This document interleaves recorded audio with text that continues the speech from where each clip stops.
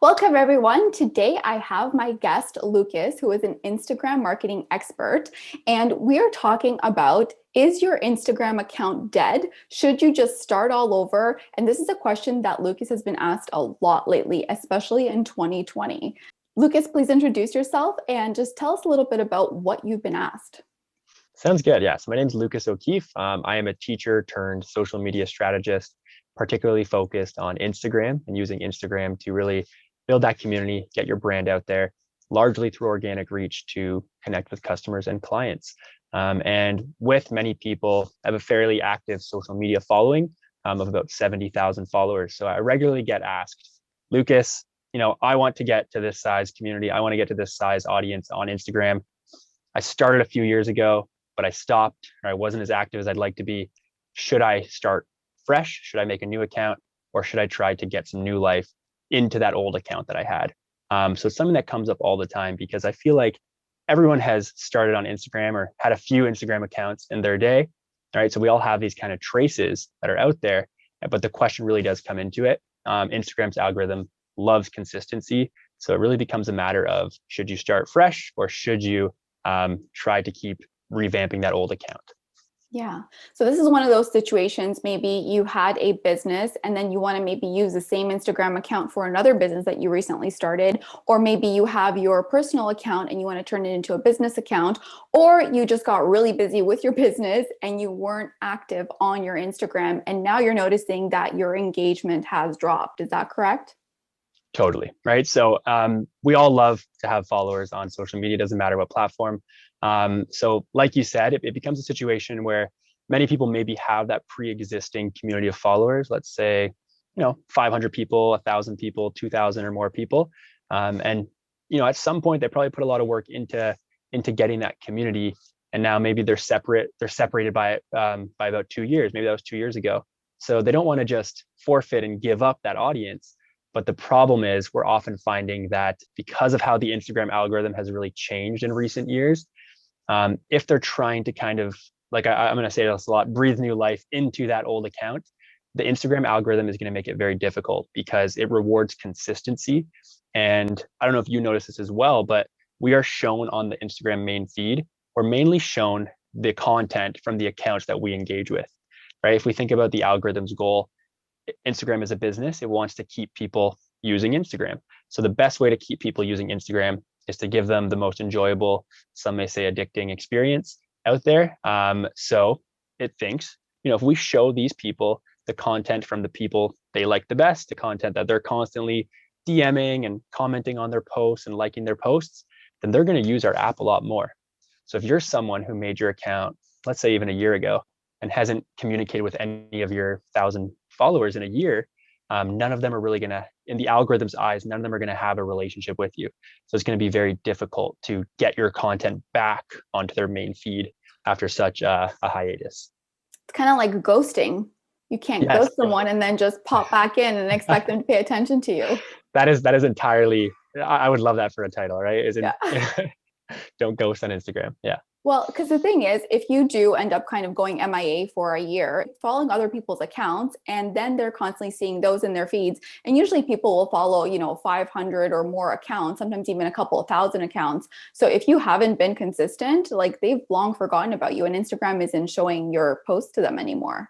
Totally, right? The world on social media is very fast. Things move quickly. And like you said, in just a matter of months, sometimes even a matter of weeks, people can forget all about you. They can move on to the next big thing, the next big account. So I guess the question is, when should you try to revive your dead Instagram account? And when should you just start fresh? And if you start fresh, how long would it actually take to build from 0 followers? Absolutely. So for starters, I would say you really want to do an audit of how you got that pre-existing community, right? So let's say we have an Instagram account with 1,000 followers that we made a year ago. Pretty realistic situation, I would say, right?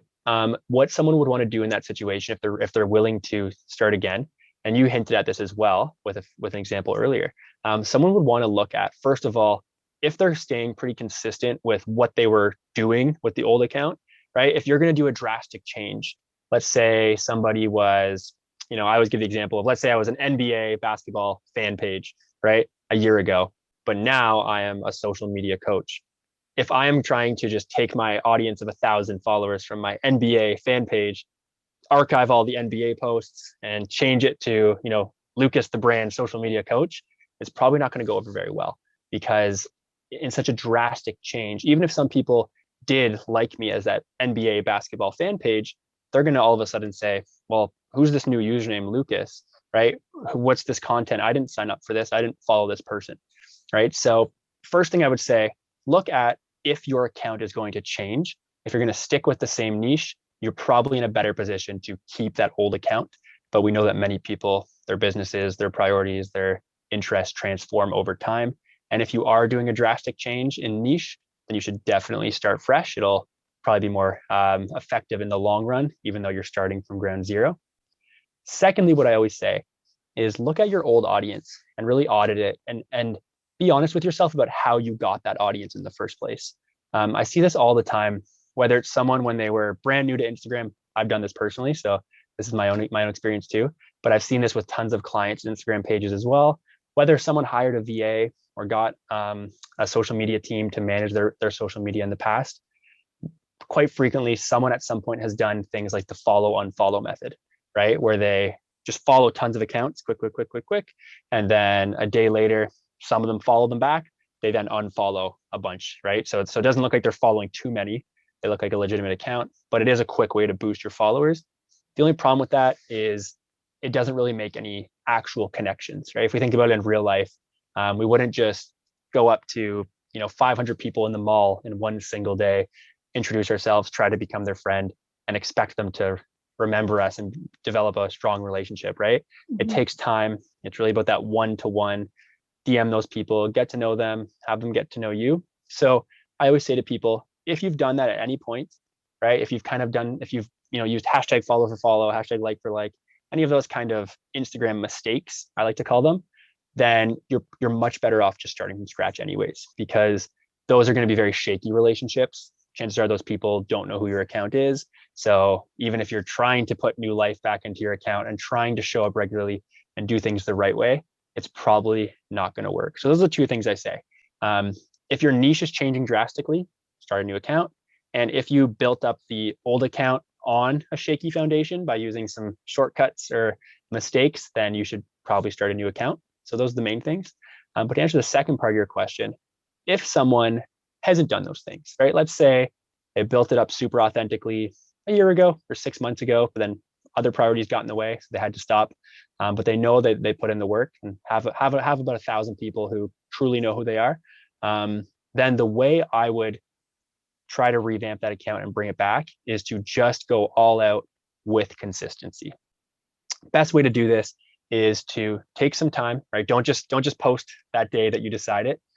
Take some time, sit down, and plan out a month worth of content, right? Because if you are trying to really get this machine going again, once it starts, you don't want to go back to just inconsistency. So once you get it and it's going. It's like when you start a car, right? When a car battery dies and you finally jump start it with someone else's car, you keep that car running, right? You don't just turn it right off right away, because then you have the same problem.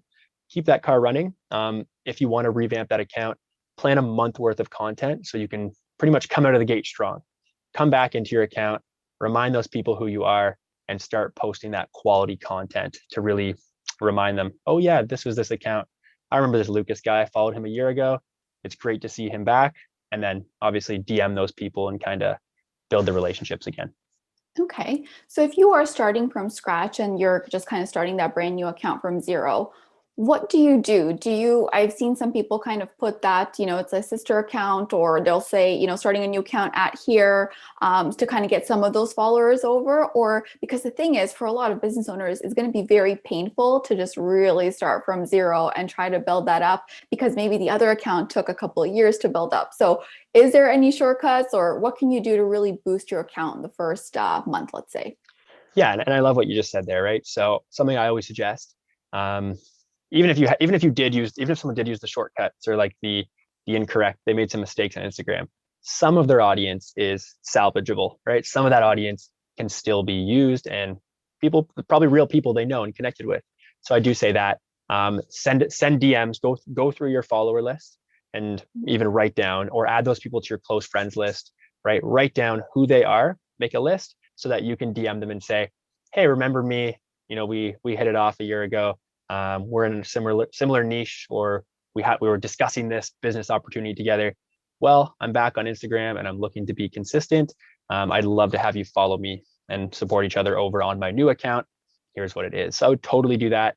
And then again, for the new people coming in, just come out of the gate running, right? Have that content, have those high value posts that people are going to want to save and share.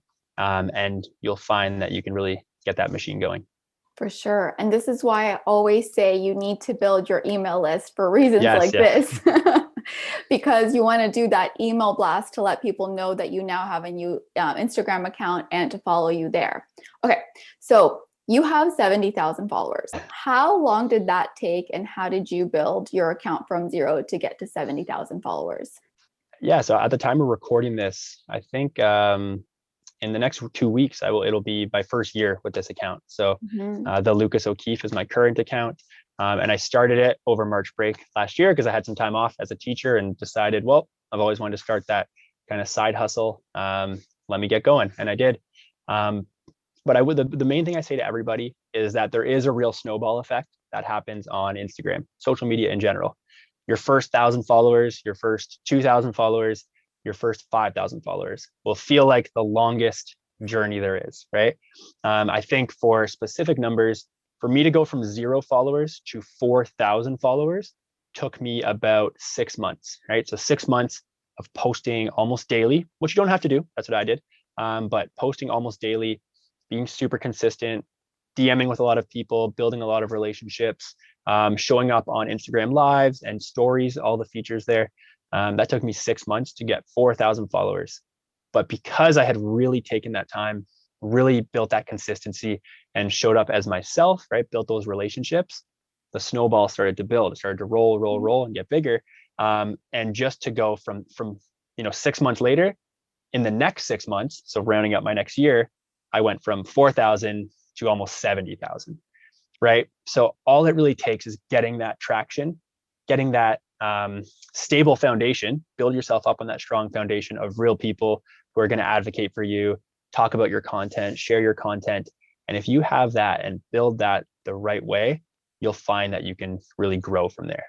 So my question for you is, if there are business owners that hired VAs to build those accounts and they want to use a VA to start building the new account, can they do that?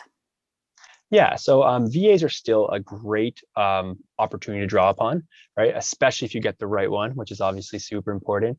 The main thing I would look for is how authentically and how, what kind of quality that VA is going to be engaging with. There are, VAs have become a huge field, especially in 2020, right? Moving forward. So many people have kind of stepped into the role. Make sure you find someone who is experienced and is going to be really putting in that authenticity, because you can get someone who is going to, say they're going to hit this quota of new engagements and whatnot, but then you go through your DMs and it's all just like very spam, copy and pasted messages that don't seem personal.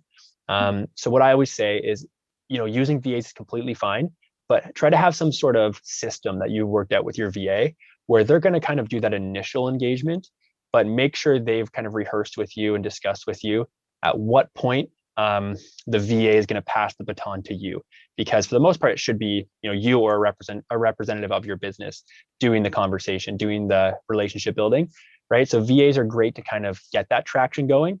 But once it kind of does become a conversation and has the potential for a relationship to build, right, with a customer or a client or just, an audience member, that's when you should try to take over from the VA. Instagram actually has some great, flagging options. You can just flag those conversations. So if someone were to set up with their VA, okay, whenever the VA has decided it's now time for Lucas to take over and start speaking with this person, maybe they're a potential client. If you just go on their conversation in the DMs on Instagram, you can select the flag option. And now whenever I go into my conversation threads, I'll see a little yellow flag in the corner. So I know, okay, my VA has decided that I need to take over. Let me read the conversation and go from there. Cool. Well, I definitely think that covers the question of what to do with a dead Instagram account. Is there anything else that you feel like we might have missed or anything you want to add to close off? No, I think if we just look at all social media, consistency is the key to success, right? So um, many people will do these like 30-day sprints where they have all their content ready, they have a super strong month, but because they put so much work into that, they're kind of burnt out after, and then they disappear for 2 months or 3 months. Those kind of inconsistent periods of showing up are not going to help you grow. You really want to find a schedule that works for you, works for your other obligations. So I tell people, if posting 3 times per week is what's going to allow you to continuously do that for 6 months straight, then that is better for you than posting every single day or twice a day. But if you can only keep that up for like 2 weeks before you're burnt out, right? So just do whatever you can to stay consistent in the long run. And hopefully we won't see many people facing this situation too much in the future where they have to go back and bring new life into their accounts. Awesome. Well, thank you so much, Lucas, for being our guest today. And if you want to follow Lucas, I'm going to leave the link in the description below. So make sure you check that out. And next, if you want more Instagram marketing tips, you can check out the video right here.